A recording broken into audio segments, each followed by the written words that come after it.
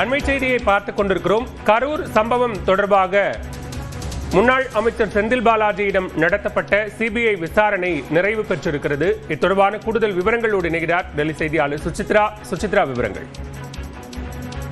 கரூர் துயர உயிரிழப்புகள் விவகாரத்தில் தற்பொழுது முன்னாள் அமைச்சர் மற்றும் கரூருடைய எம்எல்ஏ செந்தில் பாலாஜியிடம் நடைபெற்ற விசாரணை என்பது முடிவடைந்திருக்கிறது. சுமார் 6 மணி நேரம் நடைபெற்ற அந்த விசாரணைக்கு பிறகு சிபிஐனுடைய தலைமை அலுவலகத்தில் இருந்து தற்பொழுது அவர் புறப்பட்டுள்ளார். குறிப்பாக தமிழக வெற்றி கழகத்தினுடைய நிர்வாகிகள் முன்வைத்த குற்றச்சாட்டுகள் மற்றும் அவர்கள் சமர்ப்பித்த அந்த ஒரு வீடியோ ஆதாரங்கள் அடிப்படையில் செந்தில் பாலாஜியிடம் பல்வேறு கேள்விகள் என்பது விளக்கங்கள் என்பது இன்று கேட்கப்பட்டதாகவும் அதன் அடிப்படையிலான ஒரு கேள்விகள் தான் இன்றைய தினம் விசாரணையில் முன்வைக்கப்பட்டது என்ற ஒரு தகவலையும் அதிகாரிகள் தெரிவித்திருக்கிறார்கள். காலை சுமார் 11 மணி அளவில் தொடங்கிய அந்த விசாரணை என்பது தற்பொழுது முடிவடைந்திருக்கிறது. அவர் மீண்டும் விசாரணைக்கு அழைக்கப்படுவாரா இல்லையா என்பது தொடர்பான அறிவிப்புகள் இன்னும் சில மணி நேரங்களில் அறிவிக்கப்படும் என்ற ஒரு தகவலையும் சிபிஐ தரப்பில் கூறப்பட்டது. அவருடைய அந்த முதற்கட்ட வாக்குமூலங்கள் பதிவு செய்யப்பட்டு அதன் பிறகு அவர் மீண்டும் விசாரணைக்கு அழைக்கப்படுவாரா என்பது தொடர்பான அறிவிப்புகளை வெளியிடும் என்ற ஒரு தகவலையும் சிபிஐ அதிகாரிகள் தெரிவித்திருக்கிறார்கள்.